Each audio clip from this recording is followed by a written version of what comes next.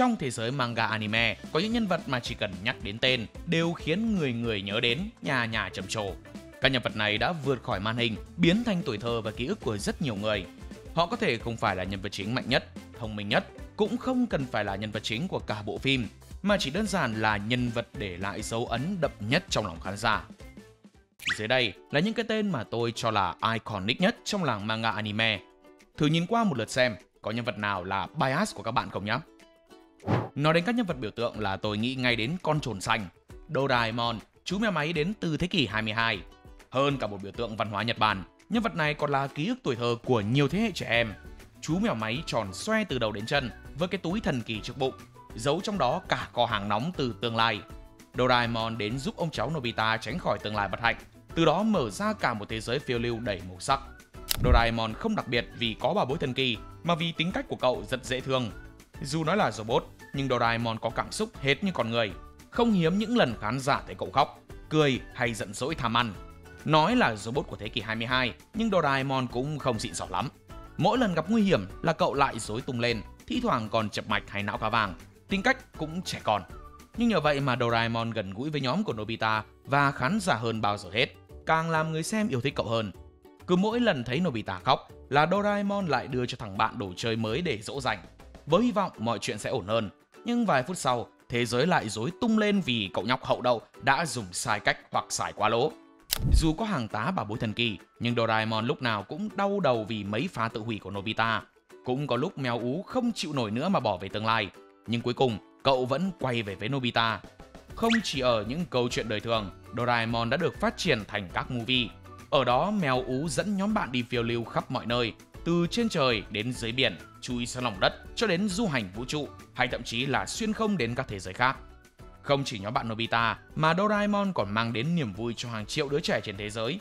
Với sức ảnh hưởng khổng lồ, Doraemon đã trở thành một biểu tượng sống động của văn hóa Nhật Bản và được yêu thích trên toàn thế giới. Từ khi ra mắt năm 1969 cho đến nay, Doraemon đã là một phần không thể thiếu trong đời sống tinh thần của hàng triệu fan trên khắp thế giới, đặc biệt là ở châu Á. Không dừng lại trong thế giới ảo, mèo ú đã phá đảo thế giới thực với vô số thành tích đỉnh cao. Vào năm 2008, chính phủ Nhật Bản đã chọn Doraemon làm đại sứ anime đầu tiên trong lịch sử. Doraemon đã khuấy đảo nhiều thương hiệu nổi tiếng khác. Mèo ú từng xuất hiện trên áo khoác Gucci. Bên cạnh quần áo và gấu bông, Doraemon còn được Uniqlo chọn làm đại sứ toàn cầu về phát triển bền vững.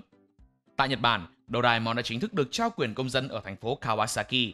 Trên giấy chứng nhận công dân có ghi rõ ngày sinh của mèo ú là ngày 3 tháng 9 năm 2112. Thị trưởng thành phố Takao Abe chia sẻ với các phóng viên, Doraemon đã được sinh ra ở thành phố Kawasaki, bởi vậy chú mèo ấy sẽ luôn là một cư dân của thành phố.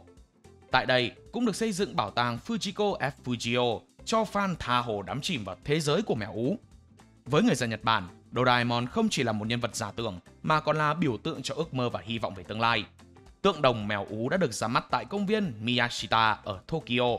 Bức tượng có tên Cánh cửa tương lai của Doraemon được đặt ở Shibuya. Doraemon không chỉ dừng lại ở việc đại diện cho những ký ức tuổi thơ, cậu là biểu tượng cho tình bạn và lòng tốt. Đây là những giá trị đơn giản nhưng không bao giờ lỗi thời. Chính vì vậy, mỗi khi nghĩ đến Doraemon, người ta không chỉ nhớ đến những bảo bối thần kỳ mà còn là cảm giác thân thuộc và vui vẻ. Mỗi năm, movie Doraemon đều được làm mới và công chiếu ở rạp. Năm 2020, movie Nobita và những người bạn khủng long mới đã đánh dấu cho cột mốc 50 năm thương hiệu Doraemon ra đời. Ở Việt Nam, tại hai đầu cầu Hà Nội và thành phố Hồ Chí Minh đã lần đầu tổ chức triển lãm kỷ niệm 45 năm loạt movie Doraemon ra mắt. Bên cạnh đó, triển lãm 100% Doraemon and Friends được tổ chức ở Thái Lan, Hồng Kông và Thượng Hải. Đây là một chuỗi sự kiện triển lãm quốc tế kỷ niệm 90 năm ngày sinh của tác giả Fujiko Fujio. Tất cả những sự kiện này là một chuyến du hành trở về tuổi thơ, như một lời tri ân gửi đến cộng đồng fan của mèo ú. Doraemon đã ra mắt hơn 50 năm, trong suốt nửa thế kỷ qua, khán giả vẫn luôn yêu quý chú mèo máy này. Doraemon vừa là bạn thân, vừa là người giám hộ, vừa như một phép màu trong cuộc đời của Nobita. Nếu phải chọn một nhân vật đứng đầu danh sách tuổi thơ thì đối với tôi, không một nhân vật nào có thể soán ngôi chú mèo ú này. Có ai vừa ăn cơm vừa xem Conan giống tôi không? Vì cái tính tò mò, thám tử trung học Shinichi đã bị chuốc thuốc rồi teo nhỏ thành một thằng nhóc tiểu học. Từ đó cậu sống dưới thân phận Edogawa Conan, ở ké nhà cờ đắt rồi dùng bố vợ làm bình phong để phá án. Cậu không còn là Kudo Shinichi danh tiếng lẫy lừng nữa, mà là Conan, một cậu bé nói không ai nghe. Ban đầu vì không thể trực tiếp hành động nên Conan buộc phải kiên nhẫn, quan sát, lắng nghe nhiều hơn là thao thao bất tuyệt về logic và chứng cứ. Nhìn thằng nhóc này, ai mà nghĩ đằng sau là bộ óc phá án đỉnh cao đâu. Từ năm 1994 đến nay, dù có bị vắt sữa hay bị đúp lớp hơn 30 năm, thì Conan vẫn luôn là món ăn tinh thần của nhiều khán giả. Trong thế giới của Conan, mọi logic đều bị đá ra chuồng gà.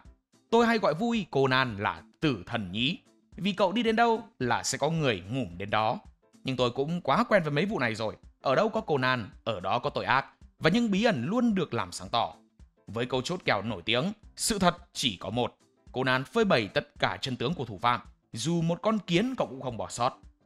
Dù gặp biết bao nhiêu khó khăn vì bị teo nhỏ, nhưng Conan chưa từng đánh mất lý tưởng của mình. Một thám tử lừng danh trong thân hình của đứa trẻ con, nhưng Conan vẫn thành công phá giải được vô số vụ án, đối đầu với tổ chức áo đen nguy hiểm, kết thân với cảnh sát, còn biến luôn cả FBI và CIA thành đồng minh. Thằng nhóc này đúng là không phải dạng vừa. Ngoài ra, Conan cũng rất chiều lòng fan khi tổ chức triển lãm kỷ niệm 30 năm ra mắt. Sự kiện này diễn ra tại nhiều thành phố ở Nhật Bản. Ngoài mẫu quốc thì Việt Nam là nước đầu tiên trên thế giới tổ chức triển lãm với tiêu đề 30 năm đi cùng ký ức. Còn có cả bảo tàng Gosho Aoyama ở Tottori, quê hương của tác giả, biến nơi này thành thánh địa của fan thám tử nhí. Từ sân bay, ga tàu cho đến cả con đường dẫn đến bảo tàng, toàn bộ những khu vực này đều trở thành một công viên chủ đề. Khi đến đây, khách tham quan như lạc trôi vào thế giới của thám tử lừng danh Conan. Từ lần đầu tiên xuất hiện vào năm 1979, với bộ phim Mobile Suit Gundam cho đến nay, Gundam đã trở thành một biểu tượng mà người Nhật vô cùng tự hào. Từ những bước chân đầu tiên của chiếc RX-782 Gundam khiến cả ngành công nghiệp anime chấn động vì cái cách mà nó thay đổi hoàn toàn cuộc chơi. Vào thời điểm đó, anime mecha thường chỉ đơn giản là robot khổng lồ đánh nhau với quái vật, phe thiện thắng phe ác, mọi thứ rõ ràng đen trắng. Nhưng Gundam đến và đập tan khuôn mẫu đó. Nó kể một câu chuyện về chiến tranh, chính trị, mất mát và lý tưởng, nơi không có người tốt tuyệt đối, cũng chẳng có kẻ ác hoàn toàn. Nhưng con robot giờ đây không chỉ là đồ chơi cho trẻ em nữa, mà là công cụ chiến tranh, là vũ khí, là biểu tượng của ý chí con người. Và trong trái tim sắt thép của chúng là những phi công mang trên vai gánh nặng vượt xa tuổi đời. Khi hãng Bandai tung ra những mô hình robot để người hâm mộ tự lắp ráp, một làn sóng cuồng nhiệt bắt đầu trỗi dậy. Và từ đó Gundam không chỉ là anime, nó đã trở thành một đế chế với hàng triệu người sưu tầm trên thế giới. Hiện tại, thương hiệu Gundam đã cho ra đời hơn 50 series anime khác nhau, từ dòng chính Universal Century đến các nhánh riêng như G-Gundam, Gundam Wing hay gần đây nhất là The Witch from Mercury. Thế giới Gundam bao gồm phim điện ảnh, TV series cho đến manga, tiểu thuyết và game. Ngoài ra, còn có hàng trăm triệu bộ mô hình Gunpla đã được bán ra trên toàn thế giới. Chỉ riêng ngành hàng Gunpla, tính đến nay đã bán được hơn 500 triệu bộ. Đây là một con số khiến bất kỳ ông lớn đồ chơi nào cũng phải trầm trồ xin vía. Gundam không chỉ là thứ để xem hay để chơi, nó là một phần văn hóa đại chúng Nhật Bản. Bạn có thể tìm thấy Gundam ở mọi ngóc ngách, từ các triển lãm nghệ thuật như Gundam Base Tokyo, các bảo tàng, cửa hàng chính hãng trải khắp các trung tâm thương mại, cho đến những mô hình tỷ lệ 1:1 cao gần 20 mét được dựng lên như đền thờ của thời đại mới. Nhật Bản không chỉ có tượng Phật khổng lồ, họ có cả Gundam thật, đứng hiên ngang ở Odaiba hay Yokohama. Thậm chí nó có thể nhúc nhích được. Đó không chỉ là tượng, mà là tuyên ngôn sống động của niềm tự hào công nghệ, lòng đam mê sáng tạo và một chút gì đó rất Nhật Bản. Nhật Bản đã từng gửi mô hình Gundam vào không gian để cổ vũ Olympic 2020. Với người Nhật, Gundam không chỉ là sản phẩm giải trí, mà còn là biểu trưng cho một nước Nhật tương lai, nơi con người và công nghệ cùng nhau tiến lên, dù có là trong chiến tranh hay hòa bình. Bên cạnh đó, Gundam nổi tiếng là vì nó dám nói về chiến tranh, dám khắc họa bi kịch từ những góc nhìn đối lập và dám làm đau người xem bằng những sự thật. Nhưng chính sự nghiêm túc ấy lại khiến người ta mê mẩn. Một khi đã rơi vào thế giới của Gundam sẽ khó mà dứt ra được. Mỗi dòng timeline là một bức tranh khác nhau, mỗi phi công là một tâm lý chiến đấu riêng biệt và mỗi trận chiến là một dấu ấn khó quên. Đã hơn 40 năm và Gundam vẫn không hề nhất nhiệt. Trong khi nhiều series mecha khác lụi tàn theo thời gian, Gundam vẫn tiếp tục phát triển, luôn tìm cách tiếp cận thế hệ mới mà không đánh mất linh hồn của mình. Mỗi thế hệ sẽ có một Gundam gắn liền với ký ức riêng. Dù người hâm mộ đến với Gundam vì lý do nào, họ cũng sẽ ở lại vì những lý tưởng bên trong lớp vỏ thép đó. Với Nhật Bản, Gundam là niềm tự hào không chỉ vì nó nổi tiếng, mà vì nó cho thấy khả năng kể chuyện vượt biên giới, kết hợp giữa con người và công nghệ. Một quốc gia từng sản sinh ra thần thoại cổ đại, nay có một thần thoại hiện đại, đó là Gundam, chiến binh sắt thép của giấc mơ Nhật Bản. Nếu các vụ án làm bạn đau não quá, thì để tôi giới thiệu một nhân vật siêu mềm, và chill, chính là Totoro. Với ngoại hình to tròn như một cái gối ôm big size, Totoro không nói nhiều, không đánh đấm, cũng chả thèm giảng đạo, nhưng nhân vật này lại hút khán giả một cách lạ lùng. Totoro đến vào một ngày mưa, xuất hiện trong khu rừng gần nhà mới của hai chị em Satsuki. Totoro đã trở thành người bạn đồng hành, mang đến những trải nghiệm kỳ diệu và an ủi chị em họ trong những lúc khó khăn. Đây là kiểu nhân vật mà chỉ cần nằm im và há mồm ngủ là đã đủ truyền tải cả trăm lớp ý nghĩa về thiên nhiên, tuổi thơ và độ cute không giới hạn. Theo Trần Totoro, người xem sẽ được khám phá về thuyết vật linh, biểu tượng Shinto hay chủ nghĩa môi trường và niềm vui của cuộc sống nông thôn. Totoro không có siêu năng lực kiểu bắn laser hay di chuyển tức thời, nhưng lại sở hữu thứ quyền năng không ai sánh bằng, khiến người xem thấy đời bỗng nhiên thật đẹp. Nếu Goku là đại diện cho sức mạnh, Luffy là hình ảnh của sự tự do, thì Totoro là biểu tượng của những lần nằm chill không lo deadline gì. Totoro không chỉ là linh vật của Studio Ghibli, mà còn là biểu tượng của văn hóa.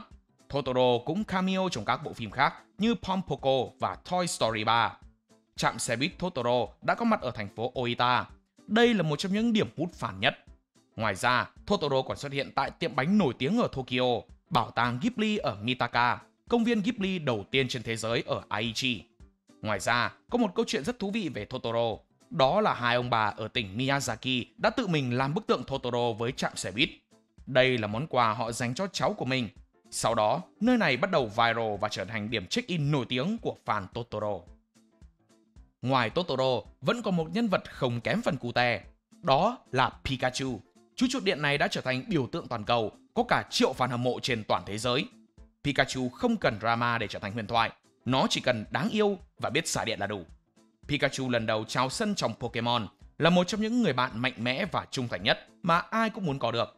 Bắt đầu hành trình cùng với Satoshi, Pikachu không chỉ là bạn đồng hành mà còn hay gánh team cho nhiều trận đánh. Cả hai cùng nhau trải qua nhiều cuộc phiêu lưu và chinh phục các giải đấu Pokemon. Sự dễ thương và mạnh mẽ của Pikachu đã khiến nó trở thành linh vật được yêu thích trên toàn thế giới. Từ thiết kế cho đến giọng nói đều dễ thương, nhưng thứ khiến Pikachu trở nên đặc biệt là sức mạnh. Sức mạnh của Pikachu xuất phát từ chính bản sắc riêng của nó. Nói dễ hiểu thì Pikachu của Satoshi là duy nhất. Pikachu không chỉ dừng lại ở sự dễ thương, Pikachu chính là cú sốc điện của cả ngành công nghiệp giải trí Nhật Bản. Là Pokemon nổi tiếng nhất thế giới, Pikachu có lượng fan đông đảo và tầm ảnh hưởng cực lớn. Nó đã trở thành một biểu tượng văn hóa toàn cầu. Pikachu được tờ báo Times công nhận là hiện tượng xã hội đến từ tựa game bán chạy nhất của Nintendo vào năm 1999. Những năm sau, Pikachu liên tục lọt top hot hòn hot như top 50 nhân vật hoạt hình vĩ đại nhất vào năm 2002. 2 năm sau, chuột điện lại có mặt trong top 10 nhân vật ảo đem về lợi nhuận cao nhất thế giới với hơn 800 triệu đô mỗi năm. Những thành tựu này cho thấy sức ảnh hưởng của Pikachu. Chuột điện đã góp phần to lớn trong việc lan tỏa văn hóa anime đến với thế giới. Với tư cách là linh vật đại diện quốc gia, Pikachu đã theo chân tuyển Nhật Bản đến với World Cup năm 2014. Sau đó, Pikachu ẵm luôn danh hiệu Đại sứ văn hóa của Nhật Bản để quảng bá cho Osaka và sự kiện triển lãm thế giới năm 2025. Năm 2018, còn có một sự kiện độc quyền. Người ta dùng vàng nguyên khối để đúc thành hình Pikachu và trưng bày nó tại triển lãm. Thêm một cột mốc đáng nhớ vào năm 2019, Pikachu đã được Mỹ làm thành live action với tựa Pokemon Thám tử Pikachu. Khi bộ phim ra mắt, cộng đồng fan đã chao đảo với vẻ ngoài cute của Pikachu, nhưng khi nó mở mồm thì y hệt một ông chú bá đạo. Ở Nhật, lễ hội Pikachu được tổ chức thường niên với cả đoàn quân chuột điện diễu hành giữa phố. Sự kiện này luôn thu hút fan trong và ngoài nước. Khi trở thành biểu tượng toàn cầu, Pikachu đã giúp Nhật Bản quảng bá hình ảnh và lan tỏa văn hóa đến bạn bè quốc tế. Pikachu là câu chuyện về sự kiên trì, tình bạn và niềm tin vào bản thân. Pikachu không hề lớn lên hay già đi, dù đã biết bao mùa phim, như một biểu tượng sống, mãi mãi là tuổi thơ của người xem. Tiếp theo là một nhân vật vừa hài hước, gan lì nhưng cũng khá là ngây thơ. Son Goku, trái tim của Dragon Ball. Goku là người Saiyan, được gửi xuống trái đất để xử đẹp hành tinh này. Nhưng đời không như mơ. Sau tai nạn thì cậu đã mất trí nhớ, rồi từ đó Goku trở thành người bảo vệ trái đất chính hiệu với trái tim thuần khiết. Không chỉ là linh hồn của Dragon Ball, mà Goku còn là biểu tượng sống cho một thế hệ với mái tóc dựng đứng và cú Kamehameha kinh điển. Nhìn bên ngoài, Goku như một thằng nhóc ngố ngố, nhưng đụng chuyện là quét sạch cái đấy cái một. Không có quá khứ bi thương hay nội tâm phức tạp, Goku chỉ đơn giản là cậu trai có tâm hồn ăn uống, thích luyện tập và đánh xong thì rủ đối thủ làm bạn. Nghe vô tri vậy thôi mà lại phải khiến bao người phải ngước nhìn. Sức mạnh của Goku không đến từ việc cậu là chiến binh Saiyan, mà vì cậu có một ý chí level max. Bao nhiêu lần tưởng như sắp gục, Goku lại bật mốt tóc xanh đỏ vàng để chiến toàn lực. Goku từ một đứa trẻ với ý thức về công lý đến một chiến binh mạnh mẽ luôn tìm cách cải thiện bản thân. Cậu đã dành cả cuộc đời để luyện tập không ngừng nghỉ. Hành trình này đã để lại ấn tượng sâu đậm trong lòng người xem. Ngoài ra, Goku còn được nói là khá ngây thơ khi cậu thương xót cho kẻ thù và có niềm tin rằng bọn chúng sẽ hoàn lương. Nhưng cuối cùng những việc này lại thể hiện được con người của Goku, một thanh niên giàu lòng trắc ẩn. Mặc dù có sức mạnh phi thường, nhưng Goku không hề kiêu ngạo, ngược lại còn rất tốt bụng. Tình yêu của Goku dành cho gia đình, bạn bè và đồ ăn khiến nhân vật này trở nên gần gũi hơn với fandom. Bên cạnh đó, động lực chính của Goku là bảo vệ trái đất và những người thân yêu của cậu, nên cậu sẵn sàng hy sinh bản thân vì lợi ích chung. Đây là hình ảnh người hùng kinh điển thường thấy trong các bộ phim. Không chỉ có sức ảnh hưởng trên màn ảnh, ở bất kỳ đâu có bóng dáng của văn hóa otaku thì Goku chính là biểu tượng không thể thay thế. Goku là một hiện tượng văn hóa sống động đến mức có ngày lễ riêng của mình. Ngày 9 tháng 5 hàng năm đã được Hiệp hội Quản lý Ngày đặc biệt tại Nhật Bản công nhận chính thức là ngày Goku. Ngày này được tạo ra để tri ân những đóng góp của Goku đối với ngành giải trí Nhật Bản và truyền thông đại chúng toàn cầu. Lễ ra mắt đã được tổ chức để công bố chính thức ngày Son Goku với sự tham gia của Masako Nozawa. Bà là seiyuu cho Goku trong Dragon Ball Z, Fukatsu no F. Goku từng được chọn làm đại sứ cho Nhật Bản tại Thế vận hội Olympic 2020, cùng với những cái tên huyền thoại như Luffy, Naruto hay Thủy thủ Mặt Trăng. Việc chọn một nhân vật anime làm đại sứ Thế vận hội quốc tế đã đủ để chứng minh tầm ảnh hưởng khủng khiếp của anh chàng Saiyan này. Vào năm 2018, Dragon Ball đã bùng nổ một sự kiện chấn động giới anime. Đây là bộ anime duy nhất được chiếu live khắp các nước, đến cả chính phủ cũng phải hỗ trợ. Khi 2 tập cuối ra mắt, hàng triệu người ở Mỹ Latin và châu Âu cùng nhau xem phát sóng trực tiếp. Từ quảng trường ở Mexico đến sân vận động tại Ecuador, các fan đem theo poster và loa phóng thanh để cổ vũ cho bộ anime huyền thoại này. Chính quyền các nước như Mexico thậm chí còn tài trợ sân để fan xem cho tiện. Sự kiện này hoành tráng đến mức khiến cả BBC cũng phải thốt lên: Dragon Ball là anime dễ nhận diện nhất thế giới. Vào năm 2001, Dragon Ball là bộ hoạt hình được xem nhiều nhất trên Cartoon Network. Không phải ngẫu nhiên mà Son Goku lại vươn xa đến vậy. Bộ truyện là sự giao thoa hoàn hảo giữa văn hóa Đông, Tây, từ nền tảng thần thoại Trung Hoa với hình mẫu Tôn Ngộ Không, và ảnh hưởng ấy không dừng ở khán giả. Goku và Dragon Ball chính là cái nôi, là điểm khởi đầu cho biết bao mangaka sau này. Khi nói về những nhân vật yêu thích của thế hệ 8X 9X đời đầu, không thể thiếu cái tên Tsubasa giấc mơ sân cỏ, với quả bóng tròn xuyên suốt tuổi thơ của biết bao thế hệ. Cậu nhóc Ozora Tsubasa đã dẫn dắt cả nước Nhật và fandom toàn cầu vào hành trình chạm đến World Cup. Ozora Tsubasa chỉ là một cậu bé với khát vọng sống cùng bóng đá và ước mơ chạm tới đỉnh cao của sân cỏ. Tsubasa không đến từ hành tinh nào xa lạ, cũng chẳng sở hữu năng lực siêu nhiên nào. Ngoại trừ đôi chân có thể sút bóng theo kiểu vật lý cũng phải chào thua. Tsubasa là hiện thân cho kiểu anh hùng đời thường. Cậu chăm chỉ, lạc quan và mang cho mình một đam mê thuần khiết. Tsubasa không chỉ có kỹ thuật mà cậu còn đá bóng bằng tất cả nhiệt huyết, bằng trái tim tin rằng chỉ cần nỗ lực thì không gì là không thể. Từ những ngày đầu chơi bóng ở sân trường đến khi trở thành trụ cột của đội tuyển Nhật Bản, Tsubasa luôn cho thấy tinh thần không gì là không thể, miễn là còn bóng lăn, còn đồng đội và còn giấc mơ.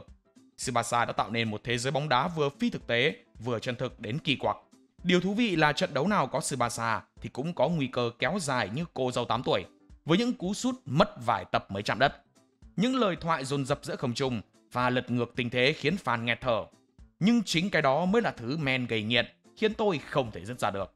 Tsubasa không chỉ là cậu bé chơi bóng đá mà là biểu tượng sống cho sự kiên trì, cho đam mê cháy bỏng mà dù có vấp ngã bao nhiêu lần cũng sẽ đứng dậy đi tiếp. Đằng sau nỗ lực của cậu nhóc đó là một cuộc cách mạng. Sức ảnh hưởng của Tsubasa đã vượt ra khỏi màn hình, chạm đến trái tim của hàng triệu người, từ những đứa trẻ tiểu học Nhật Bản cho đến những cầu thủ ở tận châu Âu. Yoichi Takahashi đã tạo nên câu chuyện thắp lửa cho cả một thế hệ. Tác giả Yoichi Takahashi cho biết, khi Tsubasa xuất ngoại sang Barcelona, ông đã lấy cảm hứng từ các cầu thủ như Messi và Iniesta. Ngoài ra, Tsubasa cũng được coi là một biểu tượng truyền cảm hứng cho nhiều thế hệ cầu thủ bóng đá trên thế giới. Nhiều người đã chia sẻ rằng họ bắt đầu chơi bóng đá vì tình yêu và sự ngưỡng mộ dành cho Tsubasa. Takahashi còn đưa nguyên đội hình Nhật Bản vô địch World Cup vào tác phẩm của mình như một cách truyền cảm hứng. Đội tuyển Nhật Bản đã thực sự góp mặt ở World Cup 6 lần liên tiếp. Điều đáng nói là Tsubasa không chỉ chạm đến người đọc bình thường. Các cầu thủ thuộc thế hệ vàng giúp Tây Ban Nha vô địch World Cup 2010 như Andre Iniesta, Fernando Torres cũng là fan của Tsubasa. Ngôi sao người Pháp Kylian Mbappe đã từng gặp mặt tác giả Takahashi để bày tỏ sự hâm mộ. Alejandro Garnacho, chân sút đến từ Argentina, đã thể hiện tình yêu với Tsubasa bằng hình xăm trên người. Takahashi từng được khen rằng chính ông và Tsubasa đã thổi bùng làn sóng bóng đá ở Nhật Bản. Từ một quốc gia mà bóng đá từng bị cho ra rìa, Nhật Bản đã trở nên đam mê môn thể thao vua này. Các bức tượng đồng của Tsubasa được dựng ở Katsuhika để quảng bá bóng đá và tri ân đến tác giả. Bức tượng này như một lời nhắn rằng giấc mơ từng được viết ra đã thực sự bay cao. Nhà ga Yotsugi còn được biến thành nơi yêu thích của những fan Tsubasa với hình ảnh nhân vật phủ kín từ sàn tới trần. Tại lễ khánh thành vào năm 2019, tác giả Takahashi và cầu thủ Iniesta đã cùng xuất hiện. Đây là một cuộc gặp mặt đầy biểu tượng giữa người sáng tạo và người được truyền cảm hứng. Đôi khi bạn không cần giải cứu thế giới, chỉ cần theo đuổi giấc mơ của mình đến cùng và thế giới sẽ được truyền cảm hứng từ bạn. Đối với tôi, Tsubasa còn hơn cả một nhân vật 2D. Cậu là người hùng mặc áo số 10, người dẫn dắt fandom đến với giấc mơ World Cup. Sức ảnh hưởng của Tsubasa không chỉ nằm ở độ nổi tiếng, mà còn ở cách cậu chạm đến ước mơ của người khác. Sau tất cả, Tsubasa không chỉ là một nhân vật ảo, mà là nguồn cảm hứng bất tận cho bất cứ ai với niềm đam mê sân cỏ. Thằng nhóc mơ mộng ngày nào giờ đã thành hải tặc thật rồi. Còn nhớ hồi đầu đội mũ rơm, Niter ngơ ngác, tuyên bố làm vua hải tặc. Đúng kiểu mấy đứa trâu chỉ có cái mồm. Nhưng càng theo dõi hành trình của Luffy, tôi càng nhận ra cậu đã trở thành người đàn ông đủ sức thay đổi cả thế giới. Luffy là kiểu người dù có thế giới có cười vào mặt, cậu vẫn ngẩng cao đầu và tiến về phía trước theo trái tim mách bảo. Luffy muốn trở thành vua hải tặc vì cậu tin đó là người tự do nhất trên biển cả. Cậu kiên trì không lay chuyển, cứ như dù thế giới có tận thế, nhưng miễn còn thuyền và còn đồng đội là được. Luffy là một nhân vật lớn lên cùng người xem, đi qua bao nhiêu thử thách, nhưng cậu vẫn không đánh mất bản thân. Cái tính lạc quan của cậu không phải kiểu mọi thứ sẽ ổn, mà là mọi thứ có thể tệ, nhưng mình sẽ làm cho nó ổn lại. Luffy không phải kiểu người hơi hợt, nếu là bạn của cậu ấy thì sẽ được bảo vệ đến cùng. Từ việc phá nát Along Park để cứu Nami, đến việc tuyên chiến với cả thế giới để giành lại Robin. Luffy là bằng chứng sống cho câu, chọn bạn mà chơi tới bến. Mà phải nói thêm, thằng nhóc này hài thật. Kiểu vui tính một cách vô tri, cậu không cố gây cười, mà chỉ cần mở miệng là mọi người xả xì chết. Luffy có thể đang trong một trận tử chiến, bị đánh sấp mặt, nhưng vẫn phun ra một câu ngớ ngẩn. Cái đầu đất này cũng là một phần tạo nên sức hút của thuyền trưởng. Luffy không giữ giấc mơ tự do cho mình. Cậu trao nó cho tất cả ai đủ can đảm đi theo mình như Zoro, Nami, Sanji, Robin. Ai cũng đến với Luffy trong nỗi đau và được cậu trao lại niềm tin sống vì chính mình, vì ước mơ của mình. Tôi thích cái cách mà Luffy không đánh giá người khác dựa trên thân phận hay giống loài, mà cậu đối xử với mọi người như nhau. Chỉ cần biết người ta có tốt không, có muốn lên thuyền không là đủ rồi. Sự trưởng thành của Luffy nằm ở chỗ cậu vẫn là chính mình sau tất cả, không còn là cậu nhóc đơn độc mơ mộng, mà là một thuyền trưởng có thể gánh giấc mơ của người khác trên lưng. Luffy vẫn nhí nhố, vẫn quậy phá, nhưng bên trong là một thuyền trưởng thực thụ. Và khi nhìn lại, có thể bạn sẽ không thấy một người thay đổi hoàn toàn, nhưng chắc chắn sẽ là một người đã lớn lên theo cách của riêng mình, chân thật, kiên cường và không bao giờ bỏ rơi ai. Người xem gắn bó với Luffy vì sự kiên định, vì cái cách mà đồng đội yêu quý cậu, vì khát khao sống tự do và được là chính mình. Luffy là ước mơ tuổi thơ chưa từng mất đi, là niềm tin rằng một kẻ không hoàn hảo vẫn có thể là người dẫn đường cho mọi người khác. Và có lẽ vì điều này, Luffy không chỉ là một nhân vật tuyệt vời, cậu còn là một hình tượng không thể thay thế. Luffy chính là top 1 trong 20 nhân vật được yêu thích nhất năm 2021, với hơn 1,6 triệu phiếu bầu. Với lượng fan nhiều hơn cả tiền truy nã, cho thấy độ nổi tiếng và sức hút của Luffy. Cậu còn giành được một slot trong lễ tạ ơn của Macy ở New York, đi cùng với những biểu tượng như Pikachu và Goku. Tại quê hương của Oda, thành phố Kumamoto, chính quyền đã cho dựng tượng của Luffy và các thành viên bằng mũ rơm. Dự án này không chỉ vinh danh Oda và One Piece, đây là biểu tượng cho sự phục hồi và niềm hy vọng của thành phố sau trận thảm họa. Tượng của Luffy đã được đặt ngay trước lối vào văn phòng chính quyền tỉnh Kumamoto. Sự kiên cường, tinh thần lãnh đạo và tính lạc quan số 1 của Luffy cực hợp với những gì mà Kumamoto hướng đến. Luffy và đồng đội của cậu cũng có mặt trên tàu Shinkansen vào dịp kỷ niệm 50 năm. Thuyền trưởng xuất hiện ngay đầu tàu. Lần collab này được xem như phiên bản đời thật của Grand Line trong One Piece. Đối với tôi, người hùng không chỉ mặc áo choàng mà còn vác theo một thanh kiếm siêu to khổng lồ. Như tôi đã nói, video này sẽ là tổng hợp các nhân vật mà tôi cho là iconic và nổi tiếng trong làng manga anime. nếu thiếu guts thì đúng là sai lầm. Kiếm sĩ đen là định nghĩa của bạo lực có chủ đích, của một con quái vật ngoài chiến trường, nhưng đó chỉ là vẻ bề ngoài. Khi bắt đầu cởi bỏ những lớp giáp sắt, thứ tôi nhìn thấy không phải là một cỗ máy chém giết, mà là một con người bị nghiền nát, một kẻ đã từng bước, từng bỏ qua địa ngục với những mất mát không thể gọi tên. Guts là kiểu nhân vật mà ngay cả khi đã mất tất cả, vẫn tìm thấy lý do để tiếp tục sống, vì anh từ chối để thế giới quật ngã mình. Guts chỉ là một người đàn ông bị tổn thương từ lúc mới sinh, một đứa trẻ bị vứt dưới xác chết, lớn lên dưới sự bạo hành của gã cha nuôi. Anh chưa bao giờ thực sự được chữa lành, mà chỉ học cách sống chung với nó, như học cách đi trên đôi chân đã gãy nát. Guts đã luôn mang cả quá khứ, hiện tại và nỗi đau trên người, như chúng là một phần của cơ thể. Nhưng Guts không chỉ đại diện cho bạo lực hay phục thù. Anh là hình ảnh của một người không chấp nhận để bi kịch định nghĩa con người mình. Anh không vượt qua tổn thương như cách các nhân vật khác thường làm trong phim. Anh mang theo nó, sống với nó, chiến đấu bên cạnh nó. Guts đáng lẽ ra đã gục ngã, đã hóa điên, đã thành quỷ, nhưng anh không làm vậy. Anh chọn sống, chọn gồng mình gánh mọi vết sẹo. Thứ giữ chân người xem khiến tôi vừa khâm phục là cái cách anh cố gắng níu giữ chút nhân tính còn lại, dù cho thế giới đã bóp nát nó hàng trăm lần. Điều khiến Guts vĩ đại không nằm ở số lượng quái vật anh đã giết, mà là ở mỗi lần anh chọn không trở thành một trong số chúng.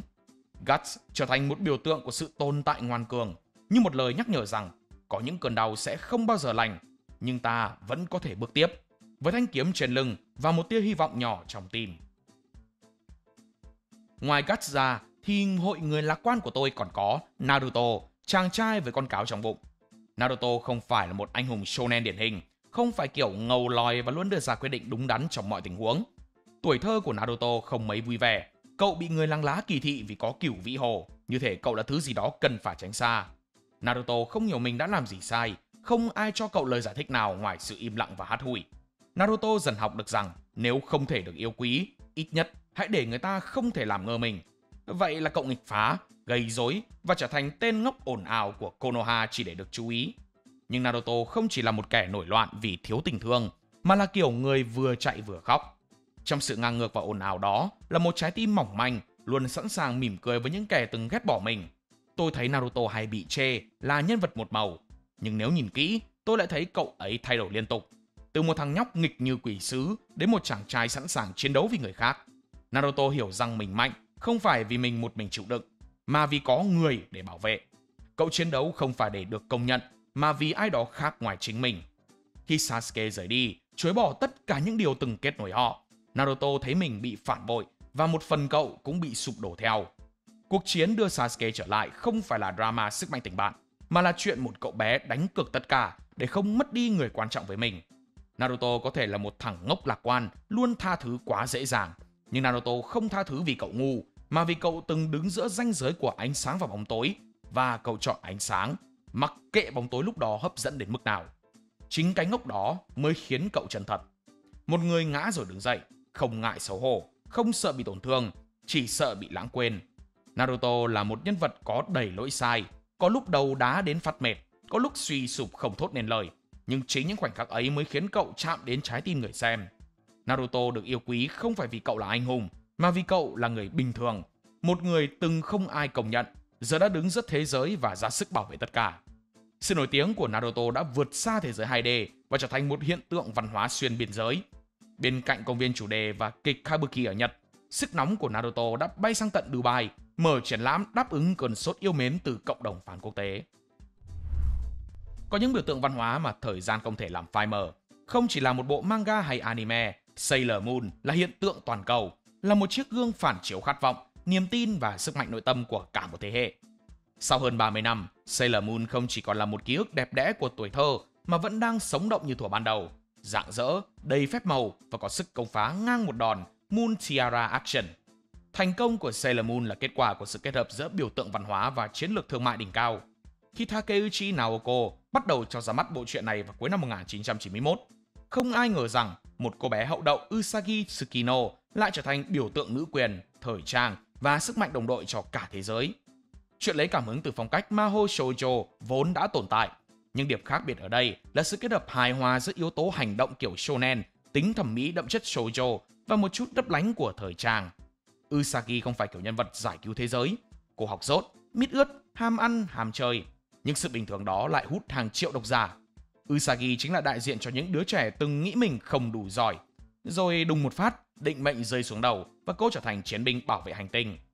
Càng xem Sailor Moon, khán giả càng mê dàn thủy thủ với tính cách đa dạng, đủ để mỗi người tìm thấy bản thân đâu đó trong nhân vật. Ami học giỏi và ít nói, Ray cá tính và bí ẩn, Mako mạnh mẽ mà vẫn dịu dàng, Minako mơ mộng và xinh đẹp. Khi phần 3 xuất hiện, câu chuyện được nâng tầm với sự góp mặt của Haruka và Michiru, cặp đôi hút mắt và thường quăng hin tứ tung. Như một lời khẳng định nhỏ nhẹ nhưng dứt khoát, tình yêu không có giới hạn và sự đa dạng là thứ làm thế giới này đẹp hơn.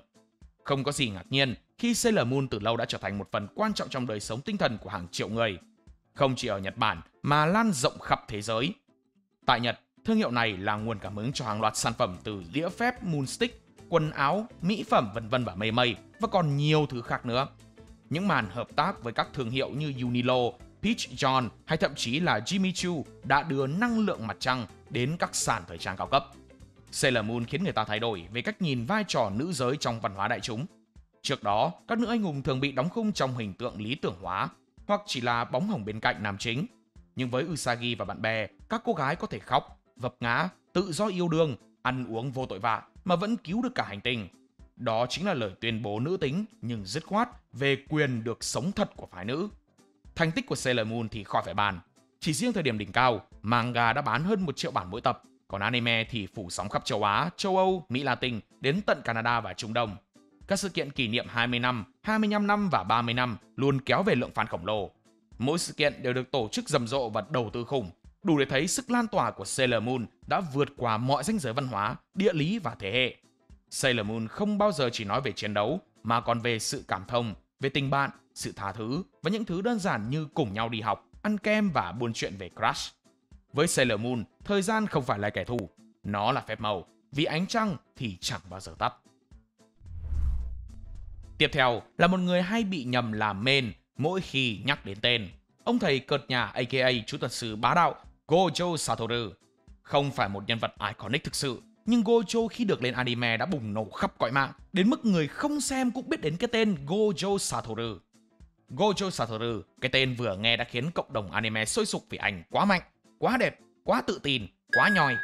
Chính cái combo này đã tạo nên một Gojo hút fan, để lại ấn tượng sâu đậm trong lòng người xem. Từ khi sinh ra, Gojo đã là huyền thoại, một đứa trẻ khiến cả giới chú thuật chấn động ngay từ phút giây đầu tiên. Gojo debut như một nhân vật toàn năng, vừa bước ra đã trở thành đỉnh cao của thế giới chú thuật sư. Trên tất cả những thứ hào nhoáng này, Gojo là hiện thân của cái tôi được sinh ra trong vinh quang, sống trong cô độc và chết trong sự khao khát được người khác thấu hiểu. Gojo là kẻ mạnh nhất, anh không thể nhờ vả ai, không thể tin ai, bởi bất cứ ai đến gần anh đều bị cái bóng của sức mạnh ấy làm lù mờ. Với vô hạn và lục nhãn, Gojo trở nên bất khả chiến bại, nhưng anh không dùng sức mạnh để thống trị hay xây dựng một đế chế, mà lại đi dạy học, nhận nuôi trẻ mồ côi, đấu tranh cho những người bị trà đạp bởi cái luật lệ mục nát. Trong một thế giới nơi sức mạnh thường dẫn đến độc tài, Gojo chọn trở thành một người thầy. Anh chọn ở lại với những người trẻ tuổi để hướng dẫn họ đi con đường đúng đắn. Gojo là một trong những ông thần phiền và nhây nhất tôi từng biết. Anh ta hay cà khịa, hay cợt nhả, bật lại sếp và một đống những màn tấu hài vớ vẩn khác. Nhưng những trò lố đó chỉ là nỗ lực để làm nhẹ đi áp lực cuộc sống. Sự thật là Gojo đã kiệt sức. Từ những năm còn trẻ, anh đã mất người bạn thân nhất. Gojo đã nhìn thế giới quay lưng với những đứa trẻ mà mình yêu thương, đã chứng kiến hệ thống mà mình chiến đấu vì nó quay lưng với chính lý tưởng của mình.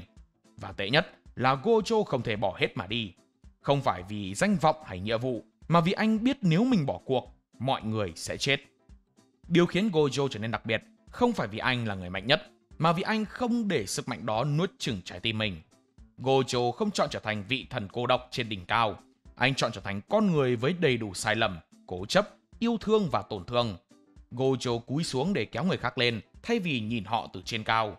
Gojo luôn nắm giữ vị trí đặc biệt trong tim người hâm mộ. Gojo khiến người xem yêu mến, giận dữ và thương tiếc. Anh là trung tâm cảm xúc của cả một câu chuyện vốn đã quá tàn nhẫn với các nhân vật của mình. Có thể Gojo không phải là người hoàn hảo, nhưng anh là một người tốt thực sự, theo cái cách mà chỉ những ai đã từng mất mát, từng chạm vào giới hạn của nỗi đau mới có thể kiên định giữ lấy. Và chính điều đó đã khiến anh đi thẳng vào trái tim hàng triệu khán giả. Có lẽ đó là lý do khiến Gojo Satoru trở thành một trong những nhân vật bùng nổ nhất trong cộng đồng anime. Không phải vì anh là người mạnh nhất, mà vì đằng sau đôi kính đen đó là một người cô đơn, một người vật lộn với cái tôi và lý tưởng, mang một trái tim khao khát được kết nối mà không ai thấy. Nhân vật cuối cùng trong video này cũng là chồng quốc dân của các chị em đây, Levi Ackerman, chiến binh mạnh nhất nhân loại. Giữa muôn vàn nhân vật shonen, Levi Ackerman xuất hiện như một vị thần. Anh như một cái nam châm hút mọi ánh nhìn về phía mình, dù anh còn chả phải là main. Tính tình cục xúc, ưa bạo lực, bệnh sạch sẽ, mặt mày lúc nào cũng một đống, thêm chiều cao khiêm tốn nữa. Tất cả những thứ này cũng không làm Levi chìm được. Ngược lại, khán giả còn xem nó như chất riêng của anh. Levi như một món hàng xa xỉ trong các bộ shonen cùng thời. Không có những màn gào thét, không ôm đầu bứt tóc, không tuyên bố lý tưởng, cũng không hài hước cợt nhả. Nhìn qua thì Levi như một cỗ máy chiến đấu, một kẻ vô cảm chỉ biết dùng cơ bắp. Nhưng nếu như vậy, anh đã không trở thành nhân vật có sức ảnh hưởng lớn đến thế. Levi có nỗi đau, có quá khứ, nhưng anh không bộc lộ ra hay dùng nó như slogan mỗi khi chiến đấu. Levi đã thấy quá nhiều cảnh đau thương, nhưng vẫn dốc lòng tin vào công lý để xả thân vì nhân loại. Mất mát trong đời Levi đủ để đốt cháy cả một đất nước. Sự tồn tại của anh là minh chứng cho một dạng sức mạnh đáng nể. Thứ sức mạnh dù đau đớn nhưng vẫn im lặng tiến về phía trước. Là một kẻ lớn lên ở thế giới ngầm, Levi khôn khéo không thua bất kỳ ai. Người xem thường cuốn theo những pha chiến đấu ngoạn mục của anh mà quên mất Levi rất thông minh. Anh có thể vạch ra chiến lược, có thể ứng biến, nắm bắt tâm lý đối phương để đưa ra thỏa thuận và đạt được mục đích. Nhưng Levi không hề hoàn hảo. Bên cạnh tính cách khó ưa, con người anh ta đầy những khiếm khuyết như rối loạn ám ảnh sạch sẽ, không thích bị người khác đụng vào. Anh thường gặp ác mộng và mất ngủ vì PTSD. Tất cả đều là hậu quả của một tuổi thơ bị bỏ mặc dưới đáy xã hội và chấn thương trên chiến trường. Ở một thế giới mà bác sĩ tâm lý không tồn tại, Levi vẫn tự động viên bản thân và đứng dậy tiếp tục chiến đấu. Levi cũng không phải người sẽ mở lòng, nhưng ai cũng biết nếu bạn là người trong đội của anh, Levi sẽ chiến đấu đến giọt máu cuối cùng để bảo vệ bạn. Quan trọng nhất là Levi có thể gạt tư thù sang một bên vì lợi ích chung.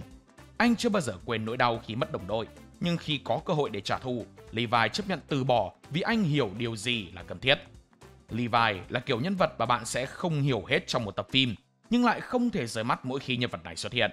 Một biểu tượng của sự kiên cường, của nỗi đau và sự trung thành tuyệt đối. Chính điều này đã biến Levi từ một chiến binh 2D thành biểu tượng cool ngầu bậc nhất trong cộng đồng Weibo. Với sức ảnh hưởng này, chẳng có gì lạ khi Levi thường ở top 1 các cuộc bình chọn nhân vật được yêu thích nhất. Như nhiều nhân vật khác, binh trưởng đã được dựng tượng tại Oita, quê nhà của bố trẻ. Mỗi nhân vật đều mang một phần ký ức và câu chuyện riêng, khiến họ mãi trường tồn trong lòng fan hâm mộ. Đây là những cái tên mà theo cá nhân tôi cho là thuộc hàng top iconic.